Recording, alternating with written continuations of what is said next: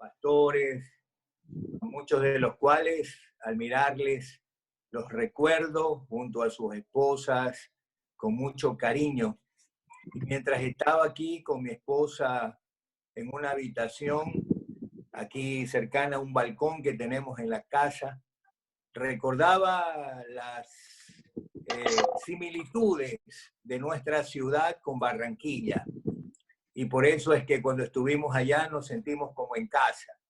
Nuestra ciudad también es una ciudad caliente, húmeda, calurosa, muy parecido a Barranquilla, la gente también, como estamos en la costa, ¿no? Muy extrovertida, muy de hablar, muy de hacer cosas, y que realmente pues este tiempo que podamos compartir pueda ser de edificación, ¿no? Así que también quiero darle la palabra a mi esposa para que ella les pueda dar un saludo y que ella pueda comenzar. Creo que ella tiene también un testimonio muy particular por cuanto durante esta pandemia, pues la mayor parte del tiempo lo hemos pasado separados. Ella estuvo en México, no podía regresar, así que le voy a dar la palabra para que en unos minutos pueda compartir lo que ella vivió. Hermanos, ¿cómo están? Un saludo cordial. Mi nombre es Toyi de Jacome. Gracias por esta oportunidad. Nos bendecimos en gran manera y gracias por el tiempo hermoso de compartir junto con ustedes como hermanos en Cristo también. Paris ya les compartió hace un rato brevemente lo que estuvimos viviendo hace unos meses atrás. Yo estuve en México, fui para una conferencia, sí, fue en marzo, para poder estar allí en unas conferencias de mujeres y en un ministerio que se llama Aviva Nuestros Corazones, y estuvimos alrededor de 6.200 mujeres allí recibiendo palabra de Dios a través de las conferencistas. Fue un lindo tiempo, mujeres de diferentes partes del mundo, y de Ecuador estuvimos un gran número representado.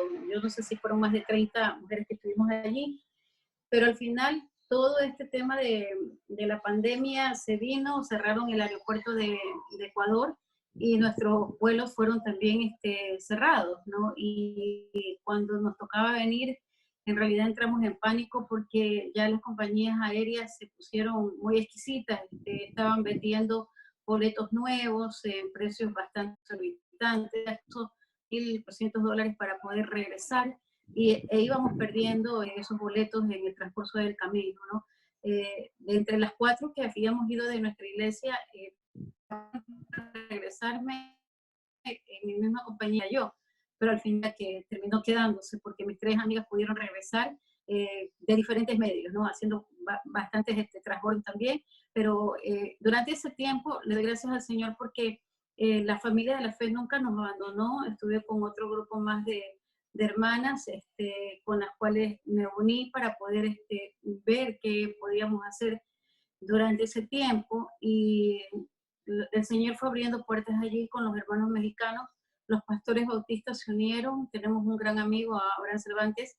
Él, por la relación con Parris de Ubla, él empezó a ayudarnos, nos hospedó a 3 amigas y a mí en la casa de él en Monterrey durante un tiempo, y luego finalmente cuando tuvimos ciudad para tomar otro vuelo, que era un vuelo ya independiente, un charter, que lo habíamos pagado, hermanos, cuando subí en ese avión de Ciudad de México para Mérida, que era un vuelo interno, me llama la señora, la dueña de la agencia, para decirme que el vuelo charter lo habían suspendido porque no había autorizado el gobierno para que pudieran abrir el aeropuerto y nosotros retornar.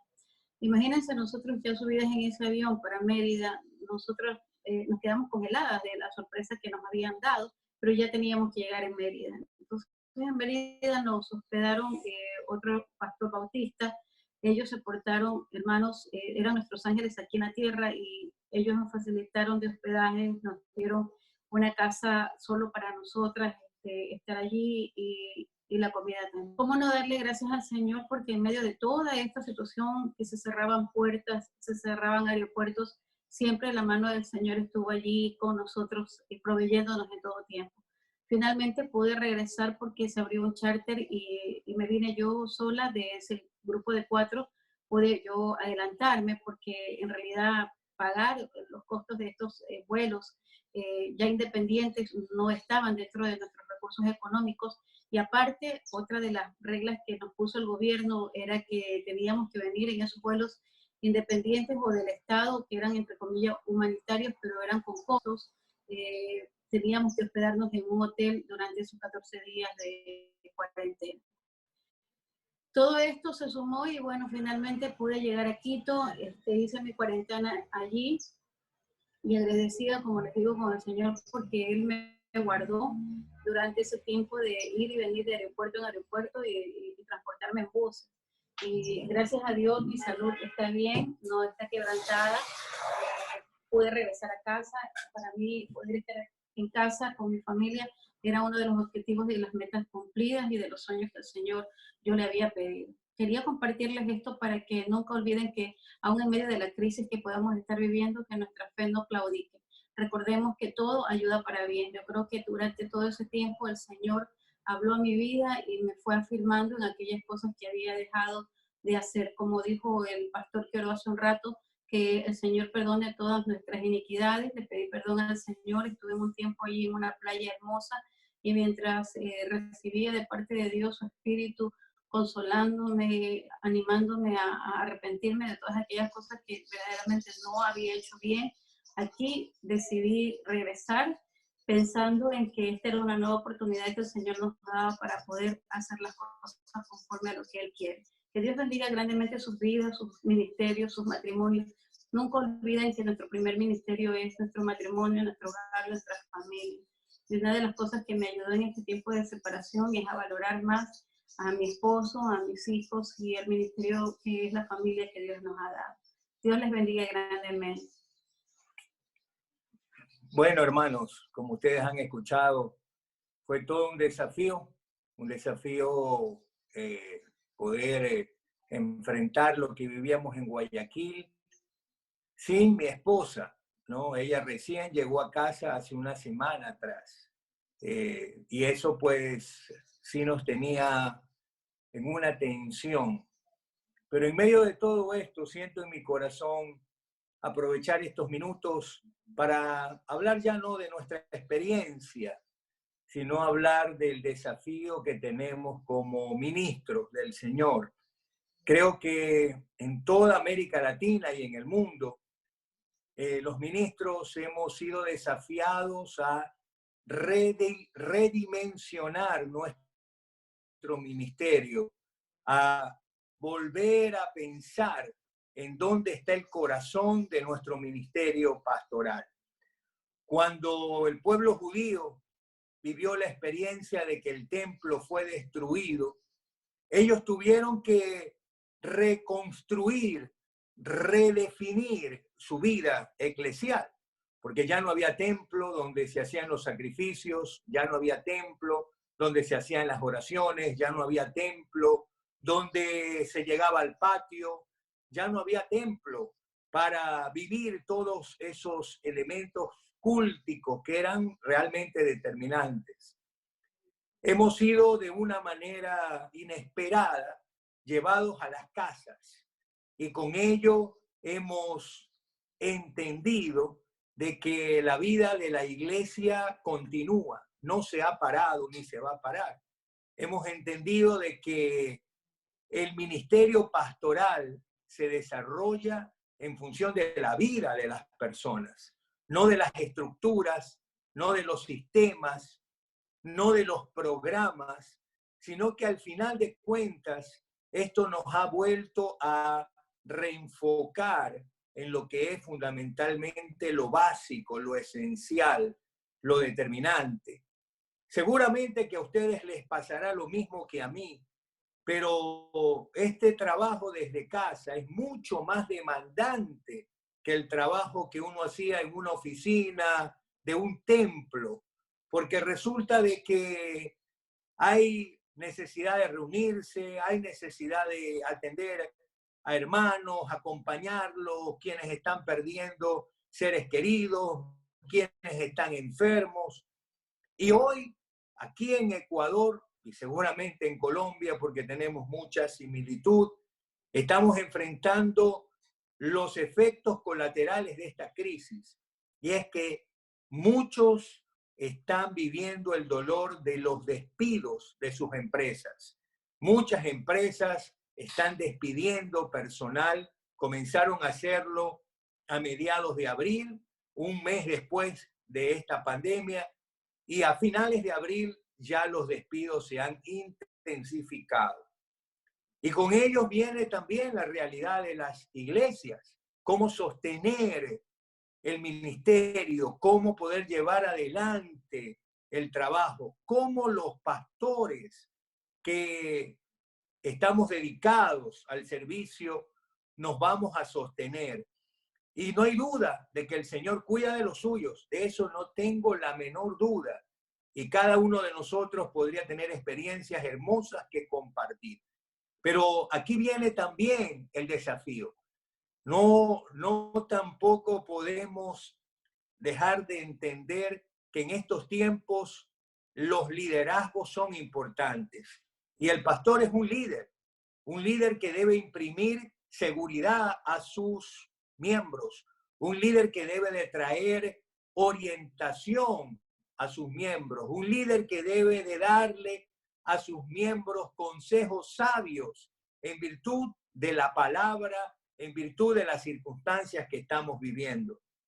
Creo que hoy más que nunca el papel del pastor como un referente en la vida de miembros, de los discípulos con los que camina, es determinante. Y si el pastor va a jugar ese papel, él debe entender cuál es el papel, debe superar aquellas situaciones que a veces en principio creíamos que el púlpito se iba a reemplazar por la plataforma digital, llámese Zoom, llámese una red social, Facebook, Instagram o lo que sea. Pero la realidad es que no es así. No es traer el púlpito y ponerlo en la sala de la casa. No es usar la mesa como púlpito. No es mantener los programas de la iglesia y tener una reunión de oración, estudio bíblico y culto dominical. Hay demandas más profundas, más sentidas que las personas están experimentando. Dolores, tristezas, preocupaciones, afanes. Y algo que ha sucedido de una manera dramática es que si antes la muerte marcaba la existencia, porque había ese temor a la muerte y de una u otra manera siempre estaba presente, acá en Ecuador estamos enfrentando un desafío que creo que en algunos países también lo van a enfrentar. Y es el temor a la vida. La gente hoy tiene temor a vivir en el sentido de salir de la casa. Mucha gente no quiere salir, no se quiere contagiar, no quiere enfrentar lo que va a tener que enfrentar. Porque hay algo que Habacuc, cuando usted va a la palabra, me impacta profundamente. Habacuc quería respuesta del Señor por la injusticia, por el dolor que vivían. Pero la respuesta que recibe no era la que esperaba. El Señor le dice que los caldeos van a llegar y van a tomar y van a aumentar su autoridad sobre el pueblo. Habacuc persiste, le dice al Señor que no se irá hasta que reciba respuesta a su queja. Pero el Señor, de una manera tan hermosa, ese Dios con rostro humano que tenemos, como yo lo defino, de manera bondadosa y tierna, le da una respuesta a Habacuc. Le dice que escriba la visión, le dice que la ponga sobre tablas, pero escuche esto, le dice, aunque tardare. Y esto es interesante porque Habacuc tuvo que entender que la respuesta de Dios no iba a venir de inmediato. Hemos orado y seguiremos orando, pero tenemos que tener conciencia como ministros de Dios que el problema del coronavirus no se va a acabar el próximo domingo, no va a terminar en un mes, en 2 meses. Vamos a tener que aprender a vivir con ello. Y finalmente Habacuc Habacuc entiende algo que también golpea mi corazón. Habacuc entiende que aunque el escenario externo no cambie, y trae estas palabras maravillosas, ¿no? Aunque en las vides no haya fruto, y aunque el labrado no dé, y aunque las vacas no estén en los corrales, y aunque la majada no se exprese, dice, con todo, y ese con todo es absoluto, yo me alegraré y me gozaré en el Dios de mi salvación. Y yo creo que ahí está el desafío para los ministros, que tenemos que aprender a lidiar con esto y traer esperanza a nuestra gente en medio de una realidad compleja y difícil, que también nos lleva a plantear nuestras responsabilidades propias que tenemos. Aquellas iglesias que tenemos en nuestra nómina un personal. Yo a las 11 del día tengo reunión con el personal de la iglesia. Somos un grupo importante, pues casi 20 personas, 18 personas. Y crean los queridos colegas que estamos en un tiempo de gran desafío. Le hemos creído al Señor, estamos sosteniendo lo que se puede, pero seguramente ustedes, al igual que yo, estamos viviendo una realidad. Hay hermanos muy queridos, muy amados, que aman la obra del Señor, pero que posiblemente son adultos mayores y ellos no saben cómo hacer una transferencia bancaria. Acá en nuestro país, estaba escuchando al pastor Reinaldo, en nuestro país, a partir del 20 de marzo, otra vez 25, se decretó el estado de excepción y con ello se estableció que todos los días a las 2 de la tarde, a las 14 horas, hay toque de queda. Nadie puede salir de sus casas. Entonces la actividad se reduce desde muy temprano, 5 de la mañana, que es posible salir, hasta 2 de la tarde. Pero también se reduce porque hay prohibiciones de salida según la placa de los carros. Solo un día a la semana puede salir uno para hacer compras, poner combustible, comprar medicina. Entonces muchos hermanos destinan ese día para sus cosas. Y ahí viene el gran desafío, ¿no? ¿Cómo trabajar en medio de esas realidades? Y creo que necesitamos pedir sabiduría del Señor para tomar decisiones, porque también no podemos dejar que las cosas sigan y no tomar acciones que sean consecuentes con la realidad, creyéndole al Señor, sin duda, pero también haciendo la parte que nos corresponde. Entonces, estas palabras yo se las quiero dar a mis colegas, porque entiendo también la gran preocupación humana. Creemos en el Señor, todos mis colegas, estoy seguro, al igual que yo, que creemos, pero tenemos hijos, tenemos esposa, tenemos una familia, y en medio de todo eso, los días están pasando y necesitamos también clarificar cómo vamos a liderar en medio de esta dificultad.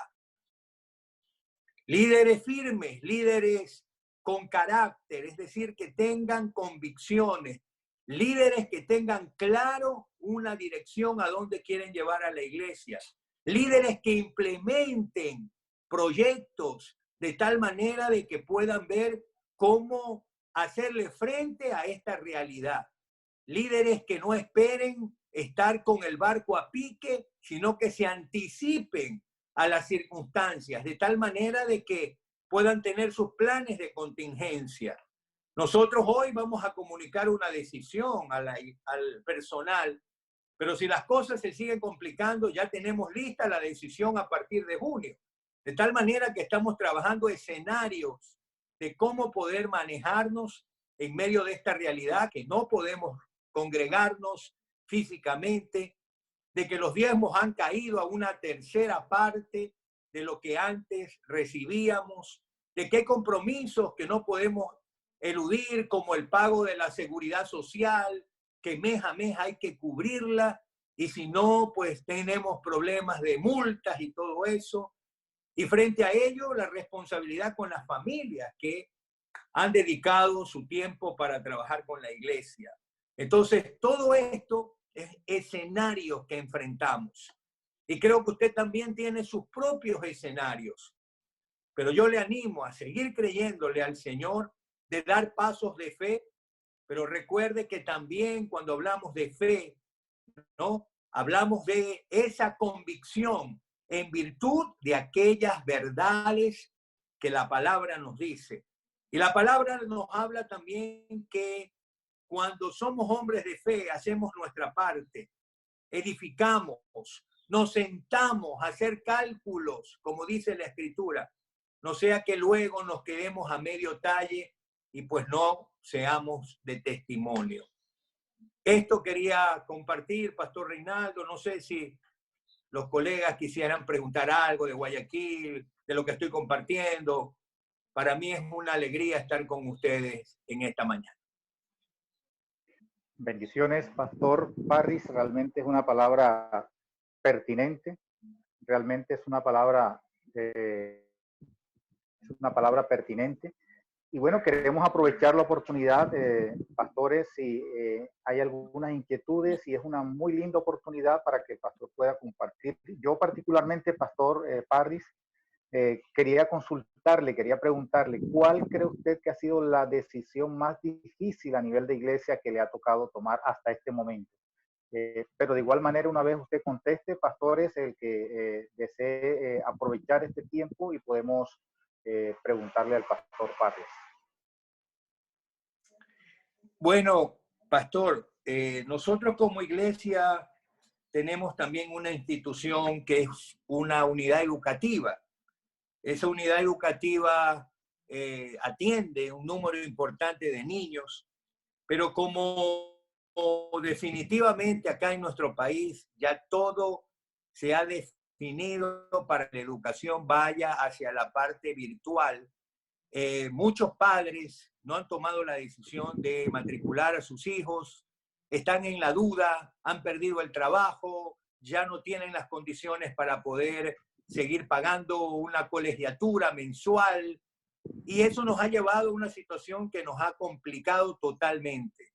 Una decisión triste que hemos tenido que tomar allí en la unidad educativa es prescindir de algún personal que definitivamente no vamos a poder mantenerlo como conserjes, porque ya no va a haber una presencia pues de los alumnos en los edificios, como profesores de ciertas materias especiales que ya en este régimen digital prácticamente ya no van a tener mucha carga horaria o casi ninguna. El tener que reajustar un poco ese tema, ¿no? Eso como primer paso. En la iglesia hoy la decisión que vamos a comunicar es que como estamos trabajando por horas y la carga impositiva del Seguro Social es muy alta, para no afectarles en su liquidez, en lo que ellos reciben mensualmente, queremos llegar a un acuerdo con ellos de pedir una licencia de 15 días y ante el Seguro Social ellos trabajar 15 días.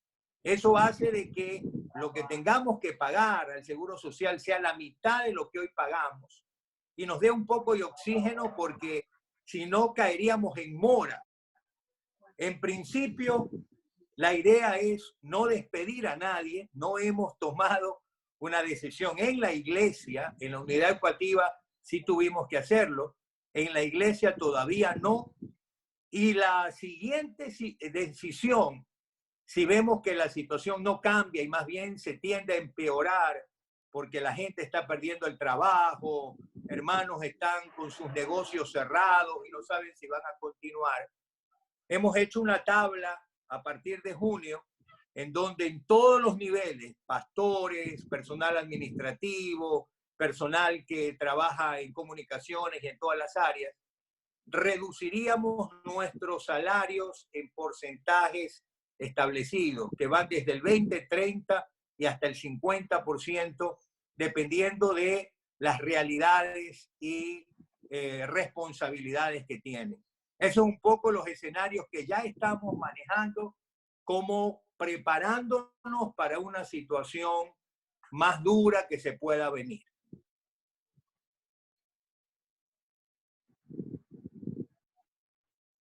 Muy bien, gracias, pastor.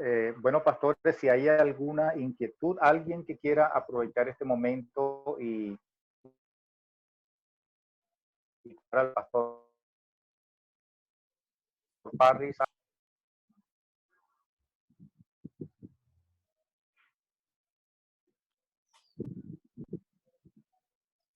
Yo quería compartirles algo hasta que alguien se anime, ¿no?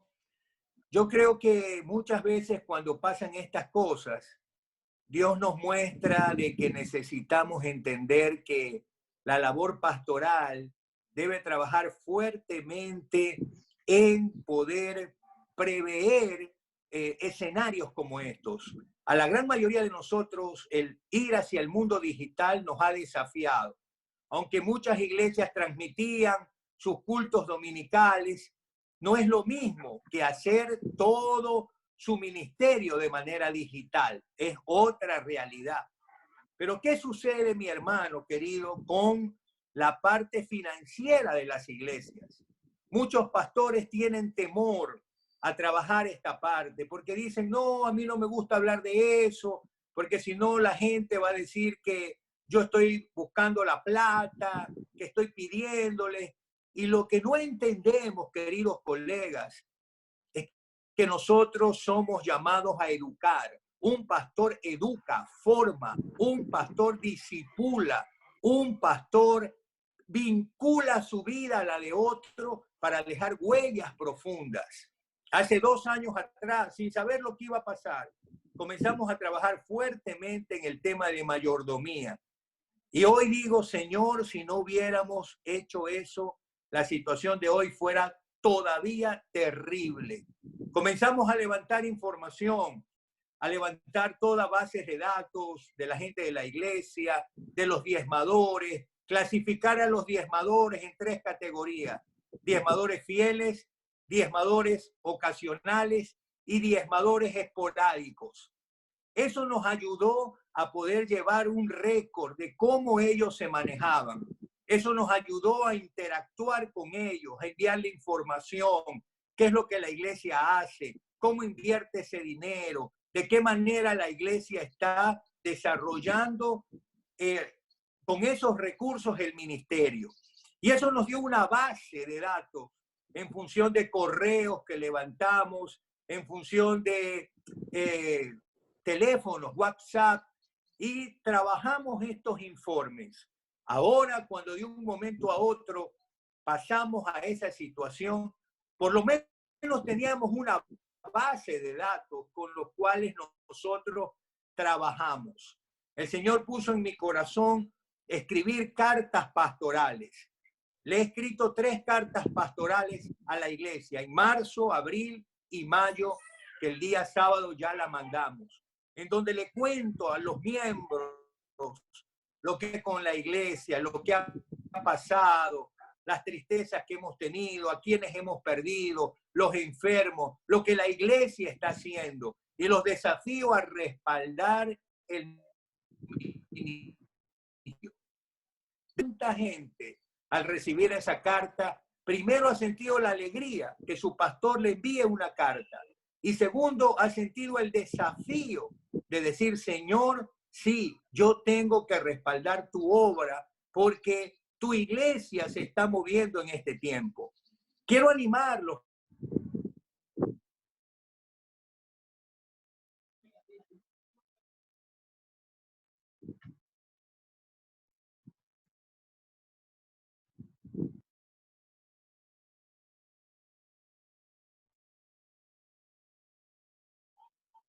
Les decía que los quiero animar porque realmente ese trabajo es muy importante en el ministerio pastoral. A veces los pastores decimos, esa es responsabilidad del administrador o de la comisión de finanzas o de los hermanos encargados allí. Querido, entienda algo. Nosotros hemos sido llamados a administrar la iglesia del Señor. Y la iglesia del Señor no es solo la parte espiritual. La iglesia del Señor tiene que ver con los recursos que también a través de los hermanos se entregan. El pastor tiene que ser una voz de orientación, tiene que estar allí vigilante, tiene que levantar nuevos mecanismos para poder desarrollar todo esto. Hemos adquirido una herramienta que le ayuda al pastor a desarrollar todo un sistema de planificación en lo que nosotros le llamamos la gestión ministerial del pastor. Entonces, un sistema de gestión ministerial, de tal manera de que los proyectos, lo que se está llevando adelante, se pueda ir midiendo semana a semana y mirando cómo ha sido la evolución. Creo que necesitamos repensar nuestro ministerio y abrirnos. Todos estamos aprendiendo, queridos colegas. Yo sigo aprendiendo, me equivoco, tomo decisiones acertadas, desacertadas, pero en medio de ello vamos avanzando. Y quiero animarles a mis colegas que vayan levantando una base de datos fuerte, no solo de los miembros, sino de sus profesiones, de sus dones, de los diezmadores, y comience a trabajar con ellos, porque sin duda, al usted proveerle información de lo que la iglesia está haciendo, él va a sentirse que realmente su iglesia está cumpliendo el ministerio. Muy bien, maravilloso. Creo que el pastor Parris toca un tema que a veces se convierte un poquito en tabú en nuestro medio, ¿no? No hablarle a la iglesia en estos tiempos de diezmos y de ofrenda. Yo creo que me gusta, me encanta que lo podamos tratar sin ningún tipo de problema, de una manera clara, honesta. Yo creo que ese es el sentir de seguramente varios de nuestros pastores, ¿no? Si hay alguien que quiere consultar, preguntar algo, es la oportunidad antes de terminar este tiempo.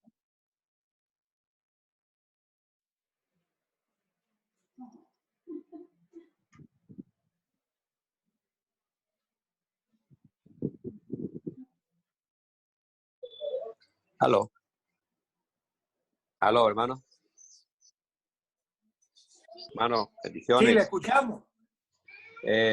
Yo quisiera preguntar al hermano realmente si no tenemos que repensar el hecho de cómo la iglesia entró en tiempos pasados. Pasó de una administración eclesial que llevábamos, ¿cierto? Nosotros, sobre todo nosotros, las iglesias fundamentales, a una administración empresarial, y que hoy quienes más están sufriendo, no lo digo con alegría, sino con tristeza. ¿Será que, me pregunto, no sé si cabe la pregunta aquí para todos, será que eso no era de Dios?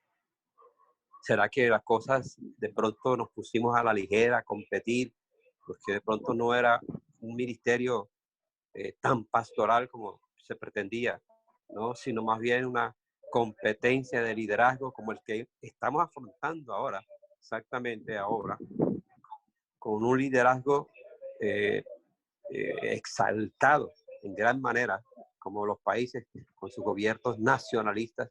Aquí también nosotros con ese pensamiento de liderazgo, de ser el primero, el que lleva la pauta, la batuta, y realmente nos estamos saliendo del modelo de que esperemos en Dios. ¿Será la decisión de Dios? ¿Será el modelo de Dios? ¿Será que yo soy capaz, o que somos capaces como iglesia, presentar algo que sea que ha sido como una competencia entre los mismos, entre las mega iglesias, entre comillas, ya que entre otras cosas había que replantear bien de dónde salió toda esa congregación de las iglesias grandes que se han almacenado en los mejores lugares, ¿okay? Con sitios estratégicos, con normas que yo no sé.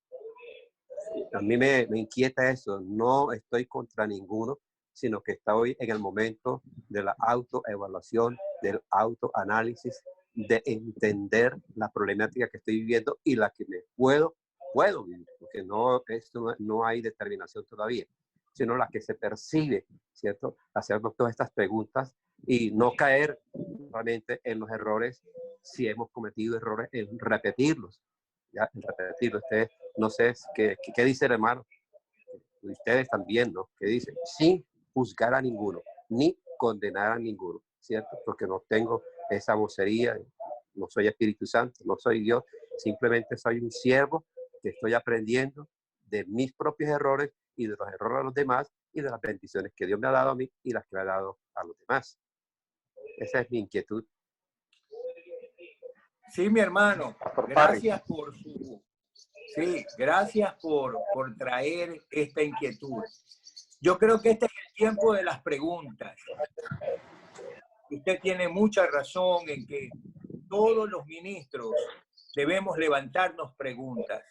Preguntas de autoanálisis, preguntas de la manera como hemos hecho las cosas, preguntas aún de ciertas cosas que hemos creído y que hoy se van derrumbando frente a lo que estamos enfrentando.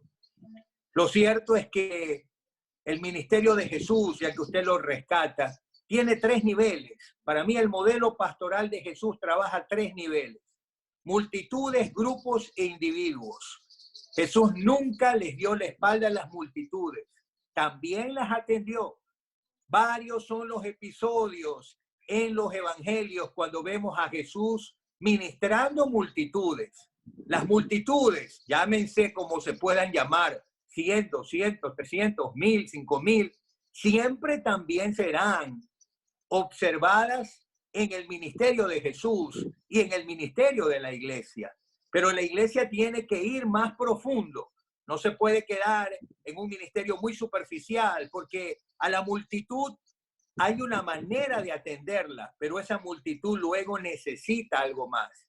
Y ahí viene Jesús en su segundo nivel, cuando plantea el nivel pastoral de grupos. Usted va a ver a Jesús intencionalmente con sus 12, con 2, 3, con atendiendo a grupos más pequeños, haciendo una labor mucho más pastoral. Y finalmente, el ministerio de Jesús con individuos o familias. Va a la casa de Marta, María y Lázaro para atenderlos.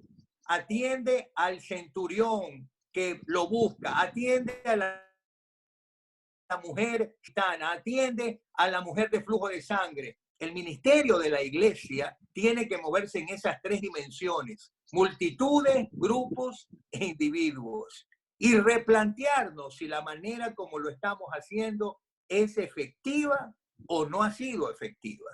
Y si no ha sido efectiva, no tener miedo en reconocerlo, aceptarlo, pedir perdón al Señor y buscar de Él sabiduría en su misma palabra para eso. Yo creo que el tiempo que vivimos es un tiempo de preguntas. Y gracias, pastor, por traer esa inquietud, ¿no? Hay mucho que hemos bebido de otras fuentes, y es muy cierto, pero lo interesante también es que otras fuentes han bebido mucho de la Biblia. Y qué tristeza es que tal vez nosotros no estemos regresando a la palabra para poder entender que el Señor nos desafía allí a cómo poder hacerlo. Gracias, pastor, por su inquietud. Muy bien, pastor, muchas gracias. Gracias le damos al pastor Parris, a su esposa, por este tiempo especial. Gracias por disponer de su tiempo. Es un tiempo que sin ninguna duda ha sido de edificación para todos nosotros. Una de las cosas importantes que el pastor Parris mencionaba es definitivamente debemos pedirle al Señor sabiduría en estos tiempos. No hay nada escrito, salvo la palabra de Dios, pero en el ministerio pastoral no hay nada absolutamente escrito. Estamos aprendiendo todos. Creería, tal como lo dice el pastor Parris, aún de nuestros propios errores. Así que que sea un motivo de oración, sabiduría por cada uno de nuestros pastores, no solamente en esta ciudad, toda nuestra nación y en todo el mundo. El Señor de los cielos nos dé siempre la posibilidad de aprender aún de nuestros errores. Voy a pedir entonces, Pastor Edgardo Ortega, que se encuentra allí conectado.